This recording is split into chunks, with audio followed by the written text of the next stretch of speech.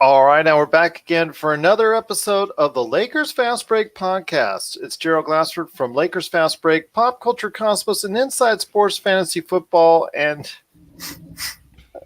we're back again, still trying to get over the Lakers' first loss of the season on Tuesday. And here with me today, while I cry with my box of Kleenex, is my good friend. You know, you got to catch this awesome show, Voice from the Underground. This is probably the worst promo ever for your show, but Voice from the Underground, the podcast, you can catch it on every single major podcast outlet. If you like your pop culture, your politics, and great cigars, and not guys crying in a box of Kleenex here, you got to go ahead and catch it today on Voice from the Underground. It is my good friend, Mr. TJ Johnson. TJ, please. Tell me it's not over for the Lakers. Well, first and foremost, that was actually probably the best intro for a podcast, considering the fact that we don't cry in a tissue box, but we pretty much are on our soul box the entire time. So it's okay. We just trade one box for the other. It's fine. I'm still waiting for my help from Puffs to go ahead and help sponsor the show. That's what I have right. It's coming. Checks in the mail. That's what I was told. But listen, Laker Nation, let's be clear. The loss was not the outcome that we wanted. Let's be honest about that. But let's be honest about a couple other things, shall we? It's the first game. The first game of a long NBA season. Number one. Number two, the Clippers absolutely had to win that game. The Lakers really didn't have to win because let's look at it realistically. Had the Lakers won, the first thing that the media would have said is what? They didn't have Paul George. They didn't have their other big weapon. Wait till they play the Clippers fully loaded. So had the Clippers won that game, had the Clippers lost that game, that's all that would have been talked about. It's all that would have been said. We were playing without Paul George, blah, blah, blah, blah, blah. Christmas Day is going to be a much better barometer for what we have to work with, considering the fact that the Clippers weren't completely healthy and not having Paul George. We weren't completely healthy and not having Rondo, Kuzma, and Alex Caruso didn't play either. He had a pelvis injury. He injured his pelvis in the last preseason game. So that's one of our main scorers and two of our guards. So we were not playing fully staffed either. Obviously, yes, we did have a LeBron. Obviously, yes, we did have Anthony Davis. But we all know two people can't win a championship, let alone a basketball game by themselves. You need an entire team. And funny enough, neither one of those guys was the leading scorer on the team. Go figure. But it doesn't change the fact that we were missing a lot of key people. A lot of people, I should say. We weren't healthy, and they had a chip. They had a point to prove, and they wanted to just announce themselves as being in this league, in this game, in this series against the battle for LA. I'm fine with that. Listen, I'm not interested in little proxy battles here and there. We have an ultimate goal, and that's to win a championship. This one loss is not going to derail that goal, if you will. So, Laker Nation, yes, we lost. It is what it is. It's okay. Dust yourself off. We got the next game.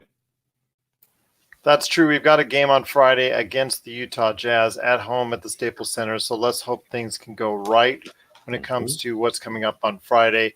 It's funny because trying to arrange a show with you, sometimes it's very funny because we communicate at various points the given day. I mean, you responded to me at 4 a.m. your time, and I'm in my bed trying to respond to you back, and I'm just like, I need to hit the thumbs up, and I couldn't quite do it. But you know what? We did get together today to go ahead and cry some spilled milk over the Lakers. But you know what? It is just one game. People need to focus on that. I know a lot of people are already hitting the panic button.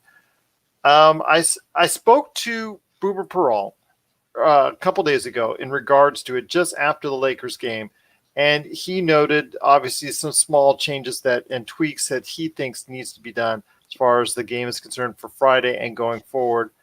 One of the big tweaks I think a lot of people are asking for is 3 letters: K, C, and P.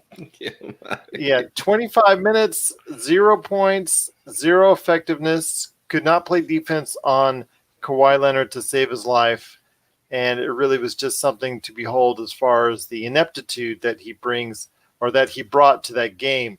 So I want to hear your thoughts, my friend. I mean, we've ragged on Rondo now pretty much, well, at least I have, all preseason long. So I'm very scared of where this is going, especially when Coach Frank Vogel, just basically flat out guarantees Rondo is going to be playing 25 to 30 minutes, which, it is what it is. But when it comes to KCP, I mean, offering him almost 30 minutes in the first game really was not to the benefit of the Lakers and the Lakers game. It really wasn't the benefit to having them win at all on Tuesday night, because it looked like really they were just going into quicksand as soon as he came out into the floor, and just really not provided anything for the team at all whatsoever. I think the thing that really stuck out to me in that loss was just how much they attempted to force feed Anthony Davis. Again, we have to remember that we're living in a modern day NBA where everything is running gun three, and they shot a decent clip from the 3-point line. Let me be clear, or I should say, Danny Green shot a decent clip from the 3-point line. However, not much the rest of the team did. That's for sure. No, definitely not. He was clearly a very, very valuable pickup. But we need to make sure that we're clear in the direction of the way they want to play basketball. I keep saying we because I feel like I'm part of the team. I'm clearly not, but we, the Lakers, have to be sure that they're playing in a style that's going to benefit them longevity wise. Yes, you want to pound the ball into the paint. You want to feed Anthony Davis. You want to ingratiate him, but you cannot force feed Anthony Davis. You cannot force yourself to ingratiate. You cannot force that ingratiation process. It has to kind of come naturally. And I think what the Lakers were ultimately guilty of doing on this opening day, Frank Vogel needs to look at readjusting his lineup and readjusting his game plan strategy, is to not force Anthony Davis's hands so much. Allow LeBron James to kind of orchestrate the game, which he did. He almost had a triple-double in his first game, 18 points, 9 boards, 8 assists. It was something to that effect. He was very, very close to a triple-double. However, he looked like he was forcing the ball into Anthony Davis. He looked like he was forcing Anthony Davis to be aggressive and allowing Anthony Davis to do his thing, which is great, but you have to make sure that the rest of the team is involved. With that being said, one of the things that you had pointed out at the beginning of this journey that we're having together is the guard play. It's one of the things that we talked about in the very beginning. And unfortunately, some of the things that we discussed are actually coming to fruition. Our guard play is clearly a little bit lacking outside of Mr. Danny Green, who again was the leading scorer for our team off the as opposed to Anthony Davis or LeBron James. Other than that, you didn't get much from the guards, and that's going to be a problem moving forward, because again, you're going to want to continue to pound the paint and give it to the big men. And the thing about giving it to the big men is that it's great when they're scoring, but if they're scoring 2 points and your opponent's scoring 3 points, then naturally they can have the best shooting percentage in the world. But if your opponent is scoring 3 points for every time you score 2 points, the numbers aren't going to add up. You ultimately have to have a balance, and it's important that the Lakers find a rhythm with getting the guards involved, with the guards being actually able to facilitate and play the game the way it needs to be played. And they really do need to figure out what to do with KCP. Unfortunately, for him to have been dubbed a blessing from Rob Pelinka at one point during a press conference, I have to admit I'm not seeing it, and I think the Lakers fans would agree with me in saying that it might be time to get off the KCP train. I understand who his agent is. I get it, and that's great for him. But it has not equated to wins for us. We really need to look at spreading the floor, spreading the road, spreading out the load, not just forcing it into the paint with Anthony Davis. Allow LeBron James to be LeBron James. One of the things that I noticed about the game is that he didn't look like the preseason LeBron. Does that make sense? I felt like preseason LeBron looked like mid-season LeBron James of old. Tonight LeBron looked like a preseason LeBron. It was a weird juxtaposition of LeBron's characters, if you will. Well, to me, it was kind of interesting to see that those two, meaning AD and also LeBron, were very inefficient.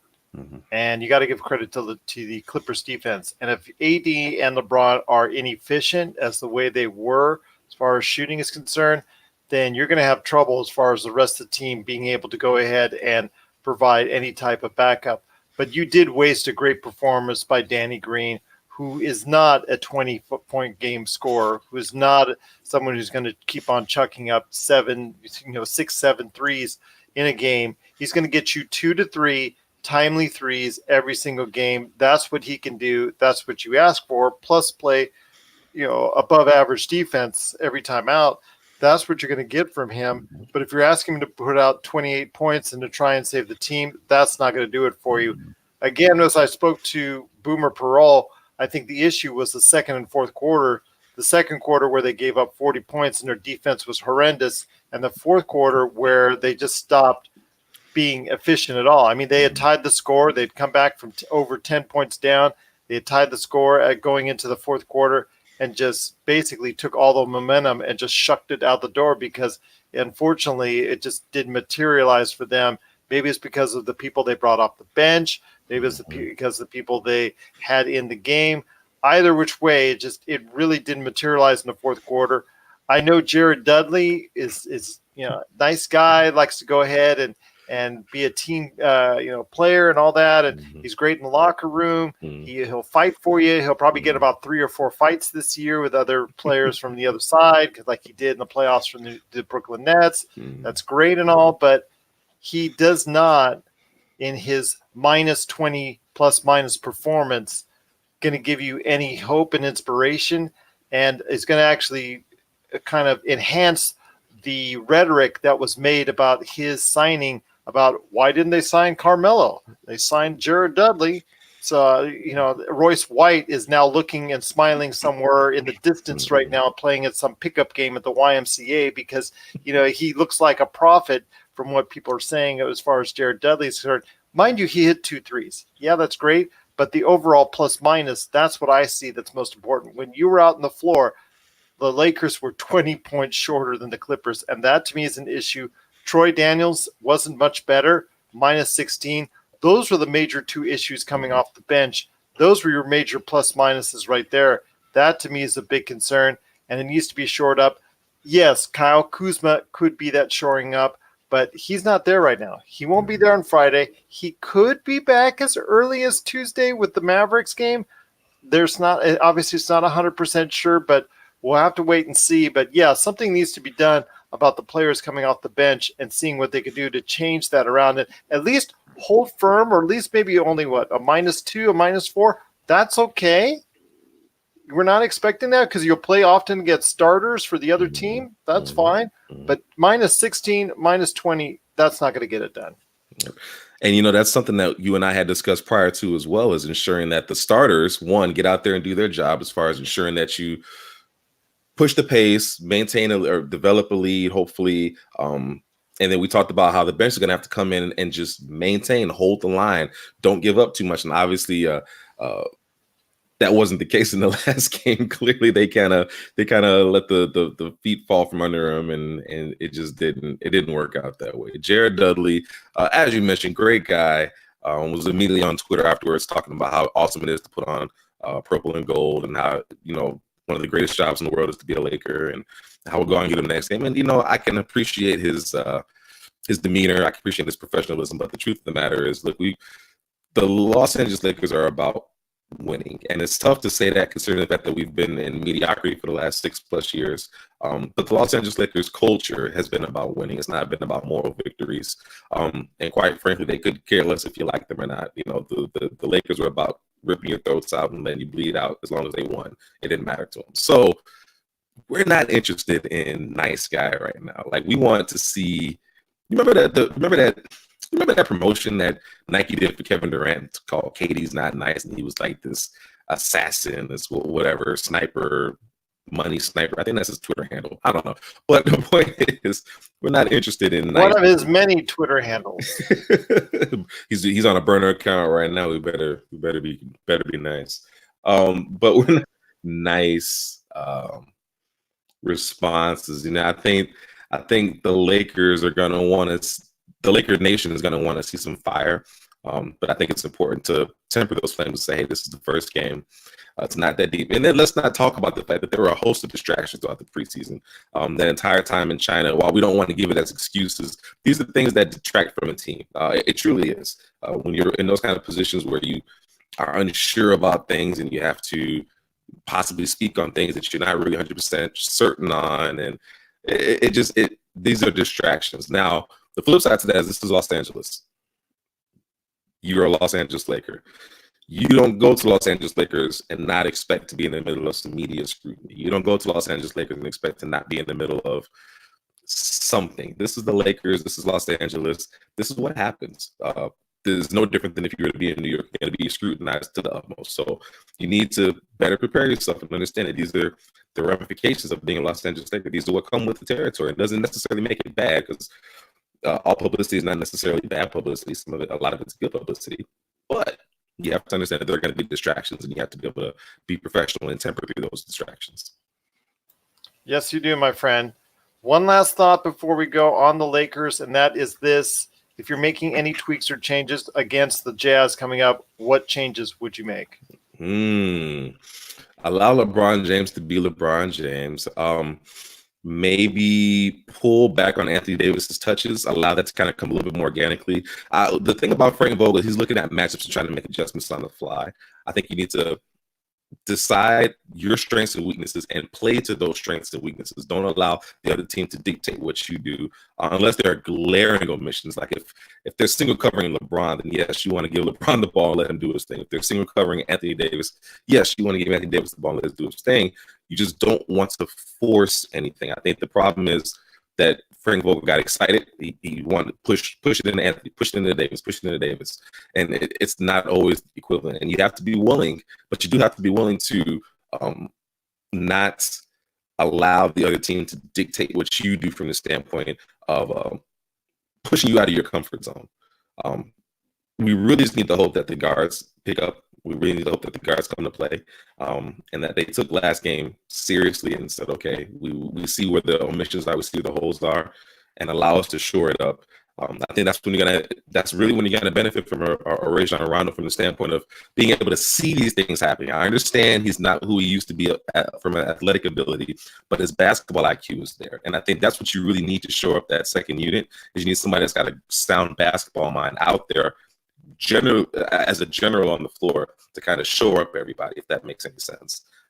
So I just hope that they learn something from that first game, because if the second game is anything like the first game, Lakers Nation is going to implode.